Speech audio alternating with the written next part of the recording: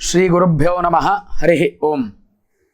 ನಾರಾಯಣಂ ನಮಸ್ಕೃತ್ಯ ನರಂಚೈವ ನರೋತ್ತಮಂ ದೇವೀಂ ಸರಸ್ವತೀಂ ವ್ಯಾಸಂ ತತೋ ಜಯಮುದೀರಯೇತ್. ಎಲ್ಲ ವೀಕ್ಷಕ ಬಂಧುಗಳಿಗೆ ನಮಸ್ಕರಿಸ್ತಾ ಈ ಸಂಚಿಕೆಯಲ್ಲಿ ನಾನು ವಿಷ್ಣು ಸಹಸ್ರನಾಮ ಸ್ತೋತ್ರದ ವಿಚಾರವಾಗಿ ವಿಷಯಗಳನ್ನು ಪ್ರಸ್ತಾಪಿಸುವಂತಹ ಪ್ರಯತ್ನವನ್ನು ಮಾಡ್ತೇನೆ.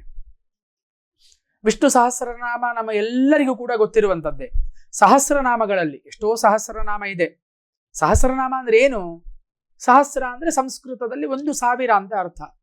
ಭಗವಂತನ ಆ 1,000 ನಾಮಗಳನ್ನು ಪಠಿಸುವಂಥದ್ದು, ಇದನ್ನು ಸಹಸ್ರನಾಮ ಅಂತ ಹೇಳ್ತಾರೆ. ಸಹಸ್ರನಾಮ ಸ್ತೋತ್ರ, ನಾಮ ಸಹಸ್ರಕ ಎಂಬುದಾಗಿ ಬೇರೆ ಬೇರೆ ಹೆಸರುಗಳಿದೆ. ಹಾಗೆ ಶಿವ ಸಹಸ್ರನಾಮ, ಲಕ್ಷ್ಮೀ ಸಹಸ್ರನಾಮ, ಸುಬ್ರಹ್ಮಣ್ಯ ಸಹಸ್ರನಾಮ, ಎಲ್ಲ ದೇವತಾ ಸಂಬಂಧವಾದಂತಹ ಸಹಸ್ರನಾಮಗಳನ್ನು ನಾವು ಕಾಣ್ತೇವೆ. ಅದರಲ್ಲಿ ಅಗ್ರ ಪಂಕ್ತಿಯಲ್ಲಿ ಇರುವಂಥದ್ದು ವಿಷ್ಣು ಸಹಸ್ರನಾಮ. ನಾವೆಲ್ಲರೂ ಕೂಡ ಸಾಮಾನ್ಯವಾಗಿ ನಮ್ಮ 100% ಜನರಲ್ಲಿ 40 ಅಥವಾ 50% ಜನರಿಗೆ ವಿಷ್ಣು ಸಹಸ್ರನಾಮ ಬರ್ತದೆ. ಒಂದಷ್ಟು ಜನ ಕಂಠಸ್ಥವಾಗಿ ಹೇಳ್ತಾರೆ, ಇನ್ನೊಂದಷ್ಟು ಜನ ಪುಸ್ತಕವನ್ನು ನೋಡಿಕೊಂಡು ಪಾರಾಯಣ ಮಾಡ್ತಾರೆ. ಹೀಗೆ ಇಂತಹ ಪರಂಪರೆಯನ್ನು ನಾವಿವತ್ತು ಸಮಾಜದಲ್ಲಿ ನೋಡ್ತಾ ಇದ್ದೇವೆ. ಆದ್ರಿಂದ ವಿಷ್ಣು ಸಹಸ್ರನಾಮದ ವೈಶಿಷ್ಟ್ಯತೆ ಏನು? ಯಾವುದಕ್ಕೋಸ್ಕರವಾಗಿ ನಾವು ಅದನ್ನು ಪಠಿಸ್ತೇವೆ? ತನ್ಮಯ ಚಿತ್ತರಾಗಿ ವಿಷ್ಣು ಸಹಸ್ರನಾಮ ಪಾರಾಯಣವನ್ನು ಮಾಡಿದಾಗ ಸಿಗುವಂತಹ ಫಲಗಳೇನು? ಇದರ ಬಗ್ಗೆ ಒಂದು ಸೂಕ್ಷ್ಮ ನೋಟವನ್ನು ಹರಿಸುವಂತಹ ಒಂದು ಸಂದರ್ಭ ಇವತ್ತು ನಮಗೆ ಒದಗಿ ಬಂದಿದೆ. ಆದ್ದರಿಂದ ವಿಷ್ಣು ಸಹಸ್ರನಾಮದ ಪರವಾಗಿ ಒಂದಷ್ಟು ವಾಕ್ಯಗಳನ್ನು ಆಡುವಂತಹ ಒಂದು ಸಣ್ಣ ಪ್ರಯತ್ನ ಅಷ್ಟೇ. 1,000 ನಾಮಗಳುಂಟು. ಆ ಒಂದೊಂದು ನಾಮಕ್ಕೂ ಕೂಡ ಒಂದೊಂದು ಅರ್ಥ ಇದೆ. ಒಂದೊಂದು ಅರ್ಥ ಅಲ್ಲ, ಬಹಳ ಗಂಭೀರವಾದಂತಹ ಅರ್ಥ ಇದೆ. ಭಾಷ್ಯಕಾರರು ಶಂಕರಾಚಾರ್ಯರಿರ್ಬೋದು, ಮಧ್ವರು ಅಥವಾ ಪರಾಶರ ಆಚಾರ್ಯರು, ಇವರೆಲ್ಲರೂ ಕೂಡ ಅಷ್ಟು ಗಹನವಾಗಿ ವಿಚಾರ ಮಾಡಿದ್ದಾರೆ. ಅದನ್ನೆಲ್ಲ ಹೇಳುವಷ್ಟು ಜ್ಞಾನ ನನಗೂ ಇಲ್ಲ, ಮತ್ತೆ ಸಮಯವೂ ಕೂಡ ಇಲ್ಲ. ಆದ್ದರಿಂದ ಅದರ ಒಂದು ಸಾರಾಂಶವನ್ನು, ತಾತ್ಪರ್ಯ ಅಂತ ನಾವು ಏನು ಹೇಳ್ತೇವೆ, ವಿಷ್ಣು ಸಹಸ್ರನಾಮ ಏನನ್ನು ಹೇಳಲಿಕ್ಕೆ ಹೊರಟಿದೆ ಅದನ್ನು ಇವತ್ತು ನಿಮ್ಮ ಮುಂದಿಡುವಂತಹ ಒಂದು ಪ್ರಯತ್ನ ಅಷ್ಟೇ. ಹಾಗೆ ಈ ವಿಷ್ಣು ಸಹಸ್ರನಾಮ ಎಲ್ಲಿ ಬರ್ತದೆ? ಎಲ್ಲದಕ್ಕೂ ಕೂಡ ಒಂದು ಪ್ರಮಾಣಭೂತವಾದಂತಹ ಗ್ರಂಥ ಅಂತ ಹೇಳುವಂಥದ್ದು ಬೇಕು. ಮಹಾಭಾರತದ ಅನುಶಾಸನ ಪರ್ವದಲ್ಲಿ ಬರತಕ್ಕಂತಹ ಒಂದು ಸ್ತೋತ್ರದ ರಾಶಿಯೇ ವಿಷ್ಣು ಸಹಸ್ರನಾಮ. ಹಾಗೆ ಅನುಶಾಸನ ಪರ್ವದಲ್ಲಿ ಶಿವ ಸಹಸ್ರನಾಮವೂ ಕೂಡ ಬರ್ತದೆ. ಆದರೆ ಶಿವ ಸಹಸ್ರನಾಮ ಅಷ್ಟು ಪ್ರಸಿದ್ಧತೆಯನ್ನು ಪಡೆದುಕೊಂಡಿಲ್ಲ ವಿಷ್ಣು ಸಹಸ್ರನಾಮದಷ್ಟು. ಅದೇ ಅನುಶಾಸನ ಪರ್ವದಲ್ಲಿ ಬರತಕ್ಕಂತಹ ಭಗವಂತನ ದಿವ್ಯ ನಾಮಗಳು ವಿಷ್ಣು ಸಹಸ್ರನಾಮ ಎಂಬಂತಹ ಒಂದು ಪ್ರಸಿದ್ಧತೆಯನ್ನು ಪಡ್ಕೊಂಡಿದೆ. ಇದರ ಉಲ್ಲೇಖಗಳೇನು? ಯಾವುದಕ್ಕೋಸ್ಕರವಾಗಿ ಈ ಸಹಸ್ರನಾಮದ ಪ್ರಸ್ತುತಿ ಅಲ್ಲಿಗೆ ಬಂತು ಅಂತ ಕೇಳಿದರೆ, ಮಹಾಭಾರತವನ್ನು ನಾವು ಇತಿಹಾಸ ಅಂತ ಕರಿತೇವೆ. ನಮ್ಮಲ್ಲಿ ವೇದ, ಶಾಸ್ತ್ರ, ಪುರಾಣ, ಉಪಪುರಾಣ, ಇತಿಹಾಸ ಎಂಬಂತಹ ವಿಭಾಗಗಳುಂಟು. ಹಾಗೆ ಈ ಮಹಾಭಾರತ ಅಂತ ಹೇಳುವಂಥದ್ದು ಇತಿಹಾಸದ ಒಂದು ವ್ಯವಸ್ಥೆಗೆ ಸೇರ್ತದೆ. ಮಹತ್ವಾತ್ ಭಾರವತ್ವಾಚ್ಚ ಮಹಾಭಾರತ ಮುಚ್ಯತೆ ಅಂತ ಹೇಳ್ತಾರೆ. ಮಹತ್ತರವಾಗಿರುವುದರಿಂದ, ತೂಕವಾಗಿರುವುದರಿಂದ. ತೂಕ ಅಂತ ಹೇಳಿದ್ರೆ ಏನು? ಮಹಾಭಾರತದ ಪುಸ್ತಕ ಅಷ್ಟು ಭಾರ ಉಂಟು ಅಂತ ಅರ್ಥ ಅಲ್ಲ.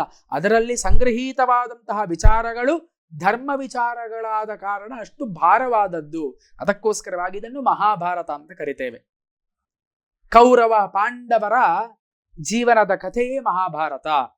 ಅವರೆಲ್ಲರಿಗೂ ಕೂಡ ಗುರುಸ್ಥಾನದಲ್ಲಿ ಇದ್ದದ್ದು ಭೀಷ್ಮ ಪಿತಾಮಹರು. ಗಾಂಗೇಯ ಅಂತ ಕರಿತೇವೆ ಭೀಷ್ಮರನ್ನು, ಪಿತಾಮಹ ಅಂತ ಕರಿತೇವೆ, ಅಜ್ಜ ಅಂತ ಅವರಿಗೆಲ್ಲರಿಗೂ ಕೂಡ.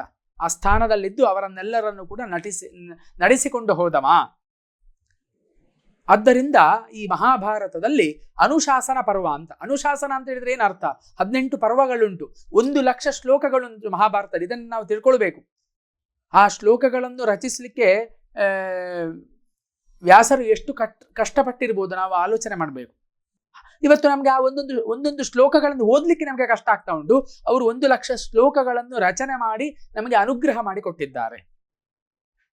ಹಾಗೆ ಅಂತಹ ಮಹಾಭಾರತದ ಅನುಶಾಸನ ಪರ್ವ. ಅನುಶಾಸನ ಅಂತ ಹೇಳಿದ್ರೆ ಅನುಶಾಸನ, ಶಾಸ್ತಿ ಇತಿ ಶಾಸನಂ, ವಿಧಿಸುವಂಥದ್ದು. ಭೀಷ್ಮ ಪಿತಾಮಹರು ಅವರು ಆ ಯುಧಿಷ್ಠಿರನಿಗೆ ಧರ್ಮವನ್ನು ವಿಧಿಸ್ತಾ ಇರುವ ಕಾರಣ ಇದು ಅನುಶಾಸನ ಪರ್ವ ಎಂಬಂತಹ ಹೆಗ್ಗಳಿಕೆಗೆ ಪಾತ್ರವಾಗಿದೆ. ಅಂತಹ ಅನುಶಾಸನ ಪರ್ವದಲ್ಲಿ 149ನೇ ಅಧ್ಯಾಯದಲ್ಲಿ ಬರತಕ್ಕಂತಹ ವಿಷ್ಣುವಿನ ಆ ಸ್ತೋತ್ರವನ್ನು ಸಹಸ್ರನಾಮ ಎಂಬುದಾಗಿ ಕರೀತಾರೆ. ಈ ಸಹಸ್ರ ನಾಮಕ್ಕೆ ಯಾಕೆ ಇಷ್ಟು ಮಹತ್ವ, ಇದರ ಪ್ರಸಿದ್ಧತೆಗೆ ಕಾರಣವಾದಂತಹ ಅಂಶಗಳೇನು ಅಂತ ನಾವು ಚಿಂತನೆ ಮಾಡುವಾಗ ತುಂಬ ಜನ ನಮ್ಮ ಆಚಾರ್ಯರುಗಳು ಅದಕ್ಕೆ ಭಾಷ್ಯವನ್ನು ಬರೆದಿದ್ದಾರೆ, ಅದರ ಕಡೆಗೆ ಆಕರ್ಷಿತರಾಗಿದ್ದಾರೆ. ಶಂಕರಾಚಾರ್ಯರ ಜೀವನದ ಘಟನೆಯಲ್ಲಿ ಒಂದು ಕಥೆ ಬರ್ತದೆ. ಶಂಕರಾಚಾರ್ಯರು ತಮ್ಮ ಶಿಷ್ಯರ ಸಮೀಪಕ್ಕೆ ಹೋಗಿ ಹೇಳ್ತಾರಂತೆ, ನೀವು ಹೋಗಿ ನಿಮಗೆ ಕೈಗೆ ಸಿಗುವಂತಹ ಒಂದಷ್ಟು ಗ್ರಂಥಗಳನ್ನು ತೆಗೆದುಕೊಂಡು ಬನ್ನಿ, ನಾನು ಅದಕ್ಕೆ ಭಾಷ್ಯವನ್ನು ರಚಿಸಬೇಕು ಅಂತ ಇದ್ದೇನೆ ಅಂತ. ಭಾಷ್ಯ ಅಂತ ಹೇಳಿದ್ರೆ ಏನು, ವ್ಯಾಖ್ಯಾನ, ಗೊತ್ತಾಯ್ತಾ? ಹಾಗೆ ಶಿಷ್ಯರೆಲ್ಲ ಹೋಗ್ತಾರೆ, ತುಂಬ ಜನ ತಮ್ಮ ಕೈಗೆ ಸಿಕ್ಕಿದಂತಹ ಗ್ರಂಥವನ್ನು ತೆಗೆದುಕೊಂಡು ಬರ್ತಾರೆ. ಎಲ್ಲರಿಗೂ ಕೂಡ ಸಿಕ್ಕಿದ್ದು ವಿಷ್ಣು ಸಹಸ್ರನಾಮ ಸ್ತೋತ್ರವೇ. ಎಲ್ಲರಿಗೂ ಕೂಡ ಬೇರೆ ಬೇರೆ ಪ್ರತಿಗಳು ಸಿಕ್ಕಿದೆ ವಿಷ್ಣು ಸಹಸ್ರನಾಮದ್ದು, ತಂದು ಗುರುಗಳಿಗೆ ಒಪ್ಪಿಸ್ತಾರೆ. ಶಂಕರಾಚಾರ್ಯರು ನೋಡಿದರು, ಎಲ್ಲರಿಗೂ ಕೂಡ ವಿಷ್ಣು ಸಹಸ್ರನಾಮವೇ ಸಿಕ್ಕಿದೆ, ಆದ್ದರಿಂದ ನಾನು ಮೊದಲಿಗೆ ವಿಷ್ಣು ಸಹಸ್ರನಾಮಕ್ಕೆ ಭಾಷ್ಯವನ್ನು ಬರಿಬೇಕು ಅಂತ ಅವರು ಪ್ರವೃತ್ತರಾಗ್ತಾರೆ. ಆದ್ರಿಂದ ಶಂಕರಾಚಾರ್ಯರು ಮೊದಲು ರಚಿಸಿದಂತಹ ಗ್ರಂಥ ಅದು ವಿಷ್ಣು ಸಹಸ್ರನಾಮ ಭಾಷ್ಯ ಎಂಬುದಾಗಿ ನಮಗೆ ಅವರ ಒಂದು ಜೀವನ ಚರಿತ್ರೆಯನ್ನು ನೋಡುವಾಗ ತಿಳಿದು ಬರ್ತದೆ. ಹಾಗೆಯೇ ಇದರ ಶಕ್ತಿ ಎಷ್ಟು ಅಂತ ಕೇಳಿದ್ರೆ, ಮಹಾ ಘೋರ ವ್ಯಾಧಿಗಳನ್ನು, ರೋಗಗಳನ್ನು ಪರಿಹಾರ ಮಾಡುವಂತಹ ಶಕ್ತಿ ಉಂಟು ಇದಕ್ಕೆ. ಇತ್ತೀಚೆಗೆ ಹೇಳ್ತಾ ಇದೆ ವಿಜ್ಞಾನ, ಕ್ಯಾನ್ಸರ್ ಅಂತಹ ಮಹಾಬಲಿಷ್ಠವಾದಂತಹ ರೋಗವನ್ನು ಕೂಡ ವಿಷ್ಣು ಸಹಸ್ರನಾಮ ಪಾರಾಯಣದಿಂದ ಪರಿಹಾರ ಮಾಡಿಕೊಡ್ಲಿಕ್ಕೆ ಸಾಧ್ಯ ಅಂತ. ಪಾರಾಯಣ ಅಂತ ಹೇಳ್ತೇವೆ, ಪಾರಾಯಣ ಅಂತ ಹೇಳುವಂತಹ ಶಬ್ದಕ್ಕೆ ಅರ್ಥ ಏನು? ಪರಾಯಣನಾಗಿ ಪಾರಾಯಣ ಮಾಡುವಂಥದ್ದು ಅಂತ. ಅಂದ್ರೆ ತದೇಕ ಚಿತ್ತದಿಂದ ಆ ವಿಷ್ಣುವಿನ ದಿವ್ಯ ಮೂರ್ತಿಯನ್ನು ಮನಸ್ಸಿನಲ್ಲಿ ತಂದಿಟ್ಟುಕೊಂಡು ಪರಾಯಣನಾಗಿ ಮತ್ತೆ ಅವನ ನಾಮವನ್ನು ಉಚ್ಚರಿಸುವಂಥದ್ದು ಅಂತ. ಇದನ್ನು ಪಾರಾಯಣ ಅಂತ ನಾವು ಕರಿತೇವೆ. ಹಾಗೆ ಆ ಚರಕ ಸಂಹಿತೆಯಲ್ಲಿ ಒಂದು ಕಡೆ ಹೇಳ್ತಾರೆ, ವಿಷ್ಣುಂ ಸಹಸ್ರಮೂರ್ಧಾನಂ ಚರಾಚರ ಪತಿಂ ವಿಭುಂ ಸ್ತುವನ್ನಾಮ ಸಹಸ್ರೇಣ ಜ್ವರಾನ್ ಸರ್ವಾನ್ ವ್ಯಪೋಹತಿ ಅಂತ. ಆಯುರ್ವೇದ ಶಾಸ್ತ್ರದ ಒಂದು ಗ್ರಂಥವಾದಂತಹ ಚರಕ ಸಂಹಿತೆ ಹೀಗೆ ಹೇಳ್ತಾ ಇದೆ ನೋಡಿ. ಯಾರು ಸಹಸ್ರ ಮೂರ್ಧಾನ ಅಂದ್ರೆ ಸಹಸ್ರ ಶೀರ್ಷ ಪುರುಷ ಅಂತ ವೇದ ಹೇಳ್ತಾ ಇದೆ, ಅಂತಹ 1000 ಶಿರಸ್ಸನ್ನು ಧರಿಸಿದಂತಹ ವಿಷ್ಣುವಿನ ಅವನು ಚರಾಚರ ಪತಿಂ, ಚರಾಚರ ಪತಿಗಳಿಗೂ ಚರಾಚರ ವಸ್ತುಗಳಿಗೂ ಕೂಡ ವಿಭು ಅಂತ ಹೇಳಿದ್ರೆ ಪ್ರಭುವಾಗಿರುವವನು.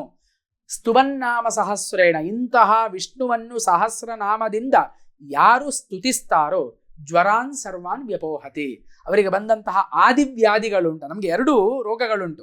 ನಾವೇನು ಎಣಿಸ್ತೇವೆ, ನಮ್ಮ ಶರೀರಕ್ಕೆ ಆದಂತಹ ವ್ಯಾಧಿಗಳನ್ನು ಮಾತ್ರ ವ್ಯಾಧಿ ಅಂತ ತಿಳಿತಾ ಇದ್ದೇವೆ. ಆದರೆ ಮನಸ್ಸಿಗೂ ಕೂಡ ಮನೋವ್ಯಾಧಿ ಅಂತ ಉಂಟು, ಅದನ್ನು ಆದಿ ಮತ್ತೆ ವ್ಯಾಧಿ ಅಂತ ಕರೀತಾರೆ. ಆದಿ ಅಂತ ಹೇಳಿದ್ರೆ ಮನಸ್ಸಿಗೆ ಆಗುವಂತಹ ಗಾಯ, ವ್ಯಾಧಿ ಅಂತ ಹೇಳಿದ್ರೆ ಶರೀರಕ್ಕೆ ಬರತಕ್ಕಂತಹ ಗಾಯ ಅಂತ. ಆದ್ದರಿಂದ ಈ ಚರಾಚರಪತಿಯಾದಂತಹ ಸಹಸ್ರ ಮೂರ್ಧಾನನಾದಂತಹ ವಿಷ್ಣುವಿನ ಸಹಸ್ರನಾಮವನ್ನು ಯಾರು ಪಠಿಸ್ತಾರೋ ಜ್ವರಾನ್ ಸರ್ವಾನ್ ವ್ಯಪೋಹತಿ, ಅವರಿಗೆ ಬಂದಂತಹ ಆದಿವ್ಯಾಧಿಗಳೆಲ್ಲವೂ ಕೂಡ ಪರಿಹಾರ ಆಗ್ತದೆ ಎಂಬುದಾಗಿ ಆಯುರ್ವೇದ ಶಾಸ್ತ್ರದ ಗ್ರಂಥವಾದಂತಹ ಚರಕ ಸಂಹಿತೆ ಹೇಳ್ತಾ ಇದೆ ನೋಡಿ. ಇಲ್ಲಿ ಆಯುರ್ವೇದಕ್ಕೂ ಕೂಡ ಈ ಭಗವಂತನ ನಾಮಗಳ ಅಥವಾ ಭಗವಂತನ ಅನುಗ್ರಹದ ಅವಶ್ಯಕತೆ ಎಷ್ಟಿದೆ ಅಂತ ಹೇಳುವಂಥದ್ದು ನಮಗೆ ಇಂತಹ ಶ್ಲೋಕಗಳ ಮೂಲಕವಾಗಿ ಗೊತ್ತಾಗ್ತದೆ. ಹಾಗೆ ಶಂಕರಾಚಾರ್ಯರು ಕೂಡ ಭಾಷ್ಯದಲ್ಲಿ ಬರೀತಾರೆ, ಎಷ್ಟು ಸೊಗಸಾಗಿ ಬರೆದಿದ್ದಾರೆ. ಇದನ್ನೆಲ್ಲ ನಾವು ಕೇಳಿ ತಿಳ್ಕೊಳ್ಬೇಕು. ಅದರ ಪ್ರಭುತ್ವವನ್ನು ಯಾವ ರೀತಿಯಲ್ಲಿ ಸಾಧಿಸಿ ನಮಗೆ ತೋರಿಸಿಕೊಟ್ಟಿದ್ದಾರೆ ಅಂತ. ಅವರು ಅದನ್ನೆಲ್ಲ ಅನುಭವಿಸಿ ನಮಗೆ ಅನುಗ್ರಹ ಮಾಡಿದವರು, ಗೊತ್ತಾಯ್ತು. ಆದ್ದರಿಂದ ಅವರು ವಿಷ್ಣು ಸಹಸ್ರನಾಮವನ್ನು ನಾಮದ ಭಾಷ್ಯವನ್ನು ಬರೆಯುವಾಗ ಒಂದು ಕಡೆ ಹೇಳ್ತಾರೆ ಆಚಾರ್ಯ ಶಂಕರರು, ಯಾಕೆ ಇದಕ್ಕೆ ಇಷ್ಟು ಮಹತ್ವ ಅಂತ. ಸಕಲ ಪುರುಷಾರ್ಥ ಸಾಧನಂ, ವಿಷ್ಣು ಸಹಸ್ರನಾಮ ಅಂತ ಹೇಳುವಂಥದ್ದು ಧರ್ಮಾರ್ಥ ಕಾಮ ಮೋಕ್ಷ ಅಂತ ಹೇಳುವಂತಹ 4 ಪುರುಷಾರ್ಥಗಳಿಗೂ ಕೂಡ ಕಾರಣೀಭೂತವಾಗಿದೆ. ಸುಖ ಸಂಪಾದ್ಯಂ, ಸುಖವಾಗಿ ಇದನ್ನು ನಾವು ಹೇಳ್ಬೋದು, ಏನು ಕಷ್ಟ ಇಲ್ಲ ವಿಷ್ಣು ಸಹಸ್ರನಾಮವನ್ನು ಹೇಳಲಿಕ್ಕೆ. ಹಾಗೆ ಅಲ್ಪ ಪ್ರಯಾಸಂ, ಯಾವುದೇ ಪ್ರಯಾಸ ಇಲ್ಲ. ಬೇರೆ ನೀವು ನೋಡಿ, ಒಂದಷ್ಟು ಪೂಜೆಗಳನ್ನು ಯಾಗಗಳನ್ನೆಲ್ಲ ಮಾಡಬೇಕು ಅಂತಾದ್ರೆ ಒಂದಷ್ಟು ಪ್ರವೃತ್ತಿಗಳನ್ನು ನಾವು ಮಾಡಬೇಕಾಗ್ತದೆ. ಅದಕ್ಕೆ ಬೇಕಾದಂತಹ ದ್ರವ್ಯಗಳನ್ನು ಸಂಪಾದನೆ ಮಾಡಬೇಕು. ಮನಸ್ಸಿಗೆ ಮತ್ತೆ ಶರೀರಕ್ಕೆ ಎಷ್ಟು ಕಷ್ಟ ಉಂಟು. ಹೂ ಬೇಕು ಅಥವಾ ಫಲವಸ್ತು ಬೇಕು ಅಂತ ಹೇಳಿದ್ರೆ ಹೋಗ್ಬೇಕು, ತರಬೇಕು, ಎಲ್ಲ ಮಾಡಬೇಕು. ಇದಕ್ಕೆ ಯಾವುದೂ ಬೇಡ. ಅಲ್ಪ ಪ್ರಯಾಸಂ ಅಂತ ಹೇಳಿದರು. ಅನಲ್ಪ ಫಲಂ, ಅಲ್ಪ ಪ್ರಯಾಸ ಅಂತ ಹೇಳಿಕೊಂಡು ಫಲ ಅನಲ್ಪ, ಫಲವನ್ನು ಹೇಳಲಿಕ್ಕೆ ಸಾಧ್ಯ ಇಲ್ಲ. ವಿಷ್ಣು ಸಹಸ್ರನಾಮಕ್ಕೆ ಅಷ್ಟು ವಿಶೇಷವಾದಂತಹ ಫಲ ಉಂಟು. ಆ ಫಲಶ್ರುತಿಯನ್ನು ನಮಗೆ ನೋಡುವಾಗ ಗೊತ್ತಾಗ್ತದೆ. ಅದನ್ನು ಹಿಂಸಾದಿರಹಿತಂ, ಯಾವುದೇ ಹಿಂಸೆ ಆಗುವುದಿಲ್ಲ. ಈ ವಿಷ್ಣು ಸಹಸ್ರನಾಮವನ್ನು ಹೇಳುವುದರಿಂದ ಯಾರಿಗೂ ಯಾವ ರೀತಿ ಹಿಂಸೆಗಳು ಕೂಡ ಆಗುವುದಿಲ್ಲ. ಪುರುಷಾಂತರ, ದ್ರವ್ಯಾಂತರ, ದೇಶಕಾಲಾದಿ ನಿಯಮ ಅನಪೇಕ್ಷತ್ವಂ.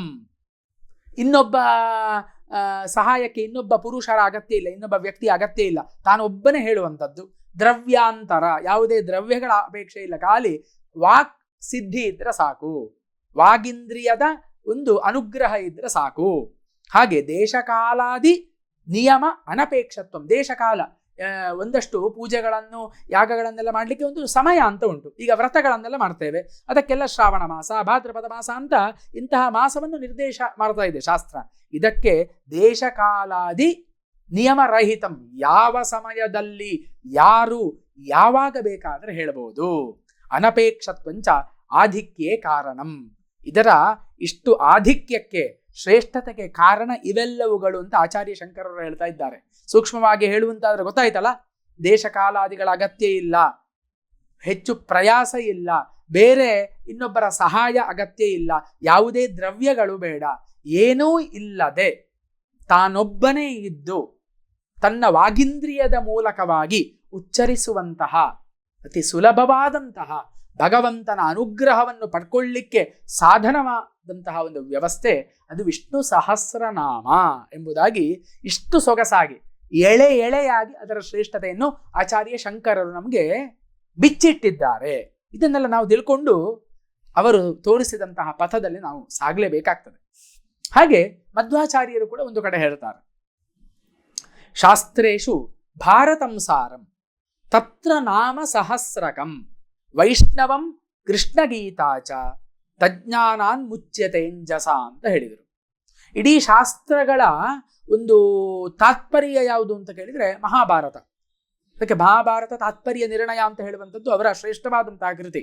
ಆ ಮಹಾಭಾರತದ ಸಾರ ಯಾವುದು ಅಂತ ಕೇಳಿದ್ರೆ ನಾಮ ಸಹಸ್ರಕಂ, ವಿಷ್ಣು ಸಹಸ್ರನಾಮ. ಮತ್ತೆ ವೈಷ್ಣವಂ ಕೃಷ್ಣಗೀತಾಚ, ವಿಷ್ಣು ಸಹಸ್ರನಾಮ ಮತ್ತೆ ಕೃಷ್ಣಗೀತೆ ಅಂತ ಹೇಳುವಂಥದ್ದು ಇಡೀ ಭಾರತದ ಸಾರ. ಇದನ್ನು ಯಾರು ಜಪಿಸ್ತಾರೋ ಅವರು ಮೋಕ್ಷಕ್ಕೆ ಅಧಿಕಾರಿಗಳಾಗ್ತಾರೆ ಎಂಬುದಾಗಿ ಮಧ್ವಾಚಾರ್ಯರು ಕೂಡ ತಮ್ಮ ಗ್ರಂಥಗಳಲ್ಲಿ ಉಲ್ಲೇಖವನ್ನು ಮಾಡಿದ್ದಾರೆ. ಇದನ್ನೆಲ್ಲ ನೋಡುವಾಗ ನಮಗೆ ವಿಷ್ಣು ಸಹಸ್ರನಾಮದ ವೈಭವ ಏನು ಅಂತ ಹೇಳುವಂಥದ್ದು ಗೊತ್ತಾಗ್ತದೆ. ಅಂತಹ ವಿಷ್ಣು ಸಹಸ್ರನಾಮ ಹಾಗಾದರೆ ಮಹಾಭಾರತದಲ್ಲಿ ಮಾತ್ರ ಬರುವುದು ಅಂತ ಕೇಳಿದರೆ ಇಲ್ಲ, ಮಹಾಪದ್ಮ ಪುರಾಣದಲ್ಲಿಯೂ ಕೂಡ ವಿಷ್ಣು ಸಹಸ್ರನಾಮ ಇದೆ. ಅಲ್ಲಿ ಹೇಳಿದಂತಹ ವಿಷ್ಣು ಸಹಸ್ರನಾಮ ಬೇರೆ. ಇವತ್ತು ಜಗತ್ತಿನಲ್ಲಿ ಪ್ರಸಿದ್ಧವಾದಂತಹ ವಿಶ್ವಂ ವಿಷ್ಣುರ್ವ ಷಟ್ಕಾರೋ ಭೂತ ಭವ್ಯ ಭವತ್ ಪ್ರಭು ಅಂತ ಹೇಳುವಂತಹ ವಿಷ್ಣು ಸಹಸ್ರನಾಮ ಏನು ನಾವು ಹೇಳ್ತಾ ಇದ್ದೇವೆ, ಇದು ಮಹಾಭಾರತದ ಅನುಶಾಸನ ಪರ್ವದಲ್ಲಿ 149ನೇ ಅಧ್ಯಾಯದಲ್ಲಿ ಬರತಕ್ಕಂತಹ ವಿಷ್ಣುವಿನ ಸ್ತುತಿ ಎಂಬುವಂಥದ್ದನ್ನು ನಾವು ಸ್ಪಷ್ಟವಾಗಿ ತಿಳ್ಕೊಳ್ಬೇಕು. ಅಂದರೆ ನಾವು ಹೇಳುವಂತಹ ಸ್ತೋತ್ರಗಳು ಅಥವಾ ನಾಮಗಳು ಅದು ಎಲ್ಲಿದೆ, ಯಾರಿಂದ ಉಲ್ಲೇಖಗೊಂಡಿದೆ, ಯಾರು ಯಾವುದಕ್ಕೋಸ್ಕರವಾಗಿ ಯಾವ ಸಂದರ್ಭದಲ್ಲಿ ಈ ಸ್ತೋತ್ರಗಳನ್ನು ಹೇಳಿದರು, ಇದನ್ನು ನಾವು ತಿಳ್ಕೊಳ್ಬೇಕು. ಅದಕ್ಕೋಸ್ಕರವಾಗಿ ಪೂರ್ವ ಪೀಠಿಗೆಯಾಗಿ ನಾನು ವಿಷ್ಣು ಸಹಸ್ರನಾಮದ ಒಂದು ಇತಿಹಾಸವನ್ನು ನಿಮ್ಮ ಎದುರಿಗೆ ಬಿಚ್ಚಿಟ್ಟಿದ್ದೇನೆ. ಇದಕ್ಕೆ ಕಾರಣ ಏನು, ಯಾವ ಪರಿಸ್ಥಿತಿಯಲ್ಲಿ ಉಪದೇಶಿಸುವಂತಹ ಒಂದು ಸಂದರ್ಭ ಬಂತು ಅಂತ ಕೇಳಿದರೆ 148ನೇ ಅಧ್ಯಾಯದಲ್ಲಿ ಭೀಷ್ಮರು ಕೃಷ್ಣನ ಶ್ರೇಷ್ಠತೆಯನ್ನು ಹೇಳ್ತಾರೆ, ಕೃಷ್ಣನನ್ನು ಪೂಜಿಸಿ ಎಲ್ಲ ಆಗ್ತದೆ. ಇದೆಲ್ಲ ಆದ ಮೇಲೆ ಭೀಷ್ಮಾಚಾರ್ಯರು ವಿಶ್ರಾಂತರಾಗಿರುವಂತಹ ಸಂದರ್ಭದಲ್ಲಿ ಯುಧಿಷ್ಠಿರನು ಬಂದು ಅವರ ಹತ್ರ ಕೇಳ್ತಾನೆ. ಯಾರ ಹತ್ರ? ಭೀಷ್ಮಾಚಾರ್ಯರ ಹತ್ರ. ಯಾಕೆ? ಅವರು ಧರ್ಮದ ಪತಾಕೆಯನ್ನು ಎಲ್ಲ ಕಡೆ ಹಾರಿಸಿದಂತಹ ಒಂದು ವ್ಯಕ್ತಿ. ಅದಕ್ಕೋಸ್ಕರವಾಗಿ ಎಲ್ಲ ಧರ್ಮದ ಬೇರೆ ಬೇರೆ ಮುಖಗಳನ್ನು ನೋಡಿ ಆಯಿತು, ಇನ್ನು ಪುನಃ ಒಂದಷ್ಟು ಸಂಶಯ ಇರುತ್ತದೆ. ಅದಕ್ಕೋಸ್ಕರವಾಗಿ ಭೀಷ್ಮ ಪಿತಾಮಹರಲ್ಲಿ ಬಂದು ಯಾರು ಯುಧಿಷ್ಠಿರನು ಕೇಳ್ತಾನೆ. ಏನು ಅಂತ ಕೇಳಿದ್ರೆ, ಶ್ರುತ್ವಾ ಧರ್ಮಾನಶೇಷೇಣ ಪಾವನಾನಿ ಚ ಸರ್ವಶಃ ಯುಧಿಷ್ಠಿರಂ ಶಾಂತನವಂ ಪುನರೇವಾಭ್ಯಭಾಷತ ಅಂತ ಪ್ರಾರಂಭ ಆಗ್ತದೆ. ವಿಷ್ಣು ಸಹಸ್ರನಾಮದ ಮೊದಲಿಗೆ 13 ಉಪೋದ್ಘಾತ ಶ್ಲೋಕಗಳುಂಟು. 13 ಶ್ಲೋಕಗಳುಂಟು ಇದರ ಒಂದು ವೈಭವವನ್ನು ಹೇಳುವಂಥದ್ದು. ಅದು ಹೇಳಿ ಆದ ಮೇಲೆ ಅದಕ್ಕೆ ಭೀಷ್ಮರು ಉತ್ತರವನ್ನು ಕೊಡ್ತಾರೆ ಯುಧಿಷ್ಠಿರನ ಪ್ರಶ್ನೆಗೆ. ತದನಂತರ ವಿಶ್ವಂ ವಿಷ್ಣುರ್ ವಷಟ್ಕಾರೋ ಅಂತ ಸಹಸ್ರನಾಮ ಪ್ರಾರಂಭ ಆಗ್ತದೆ. ಮೊದಲಿಗೆ ಅವನು ಕೇಳುವಂಥದ್ದು ಶ್ರುತ್ವಾ ಧರ್ಮಾನ, ಎಲೈ ಭೀಷ್ಮ ಪಿತಾಮಹರೇ, ನಿಮ್ಮ ಬಾಯಿಂದ ಎಲ್ಲ ಧರ್ಮದ ವಿಚಾರಗಳನ್ನು ನಾನು ಕೇಳಿ ತಿಳಿದುಕೊಂಡೆ. ಪಾವನಾನಿಚ ಸರ್ವಶಃ, ಅದರಿಂದ ನಾನು ಪಾವನನಾದೆ. ಯುಧಿಷ್ಠಿರಂ ಶಾಂತನವಂ ಪುನರೇವಾಭ್ಯಭಾಷತ, ಪುನಃ ಶಾಂತನವ ಅಂತ ಹೇಳಿದ್ರೆ ಭೀಷ್ಮ ಅಂತ ಅರ್ಥ. ನಿಮ್ಮಲ್ಲಿ ಮಾತಾಡುವಂತಹ ಪ್ರಯತ್ನವನ್ನು ನಾನು ಮಾಡ್ತಾ ಇದ್ದೇನೆ. ಇನ್ನೊಂದಷ್ಟು ಸಂಶಯಗಳುಂಟು ನನಗೆ, ಅದು ನಿಮ್ಮ ಹತ್ರ ಕೇಳ್ತಾ ಇದ್ದೇನೆ ಅಂತ ಹೇಳ್ಕೊಂಡು ಪುನಃ ಮಾತಾಡಲಿಕ್ಕೆ ಪ್ರಾರಂಭ ಮಾಡ್ತಾರೆ. ಇದು ವಿಷ್ಣು ಸಹಸ್ರನಾಮಕ್ಕೆ ಉಪೋದ್ಘಾತವಾಗಿ ಇರುವಂಥದ್ದು. ಹೀಗೆ ಇನ್ನು ವಿಷಯ ಮುಂದುವರಿತದೆ. ಮುಂದಿನ ಸಂಚಿಕೆಯಲ್ಲಿ ನಾನು ಆ ಬಗ್ಗೆಯೂ ಕೂಡ ನಿಮಗೆ ಸ್ಪಷ್ಟ ಮಾಹಿತಿಯನ್ನು ಕೊಡುವಂತಹ ಪ್ರಯತ್ನವನ್ನು ಮಾಡ್ತೇನೆ.